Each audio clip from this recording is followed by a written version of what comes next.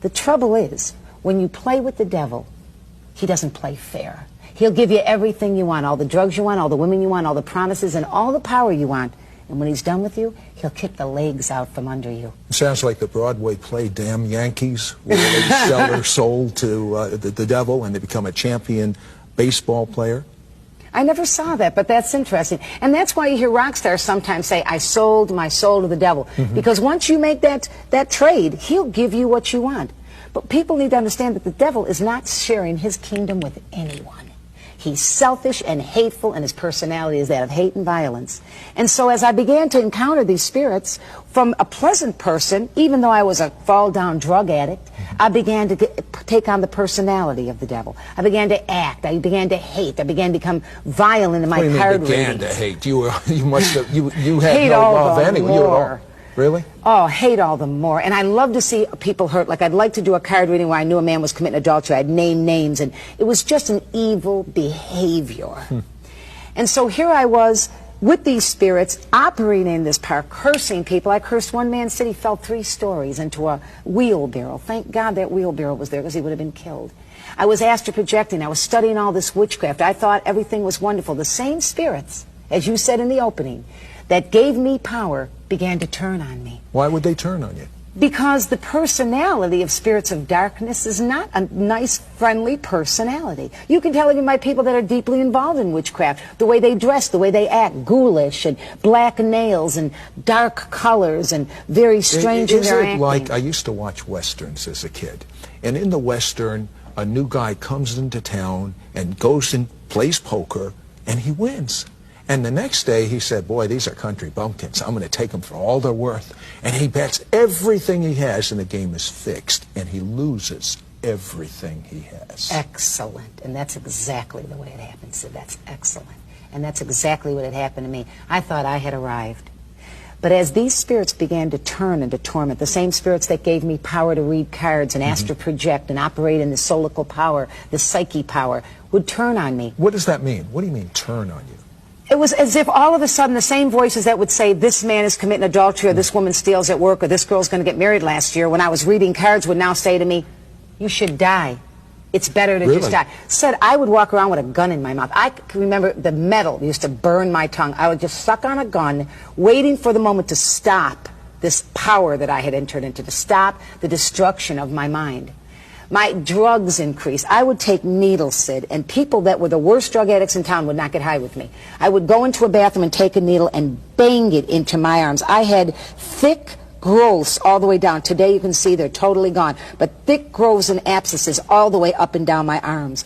In that drug state, I'd go out and become even more promiscuous, hoping that someone would just love me for a little while. And that's what our kids are doing today, Sid. They want somebody to love them for 15 minutes. That's why sex has become an everyday movement. I mean, it's nothing to be 11 years old and to go to bed with your boyfriend that you go to school with. And so here I was, nailing myself with needles, blood coming out, demon possessed from the spirits that I had invited inside, broken. In one particular time in all this story, they locked me up in a mental institution. Sid, they locked me behind a metal door. That's how crazy I got. My arms were full of needle marks. My nose was full of blood from cocaine. They put me in a room, locked me in, because I had now had serum hepatitis, which you get from filthy needles. So they had locked me in a mental institution in the K ward in Meyer Memorial Hospital in Buffalo, New York, with needle marks, with mental crazy screaming in my head, giving me a liquid diet to try to clear up the hepatitis. When they finally let me out, I became pregnant again. Oh, no. This time I went to the Erie County State Building in Buffalo, New York, and got a legal abortion. So when I left that medical building that day after that abortion, and still to talk about it, it hurts a little. I remember sitting down for the first time and saying, I wanted that baby. That baby I wanted, because I felt like I had such a low opinion of myself that maybe this child could change things for me. Of course, it was too late. So here I was. I had had 3 abortions, a child that was taken away from me. I was hopelessly drug addicted, and the doctor comes to me and he says to me, you have chronic active hepatitis. Your enzymes are right off the hinges. You probably What does that mean, chronic? It means that chronic means it's constantly going on. Active means it's happening right now. And hepatitis B is a very serious form of hepatitis. He told me that my liver was turning into a piece of leather. It was in that state that I decided that it didn't matter if I lived. I increased my drugs. I increased the insanity, increased the promiscuous life, increased hatred, was full of violence, and totally suicidal. And then one day, standing in a bar, serving drinks, stealing from the place, everything they had, stealing and lying and getting high in the bathroom, a young woman approached me named Linda Smith. And you know what, Sid? She really believed in the power of God. She knew I'd experienced the power of darkness, that I knew it was out there, that it worked. But she wanted me to see a higher power, a greater power, that superseded the power that I was operating in. So what did you think of this, Linda?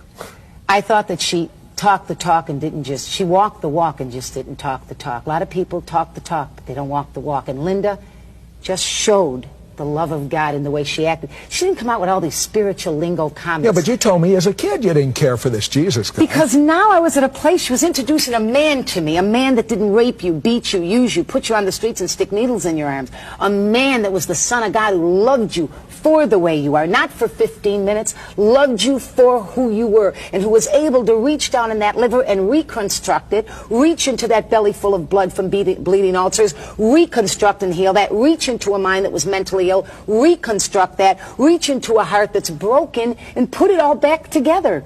Just because he's a man who loves mankind, because he was the Son of God. How'd that happen? She took me to church. She took me up to Pastor Tommy Why did you Reed's go church. to church? Because I was dying, and there was no hope. I figured I'm going to die anyway. Let's go see. And you know what really influenced me, to be very honest, in the last few minutes of this program?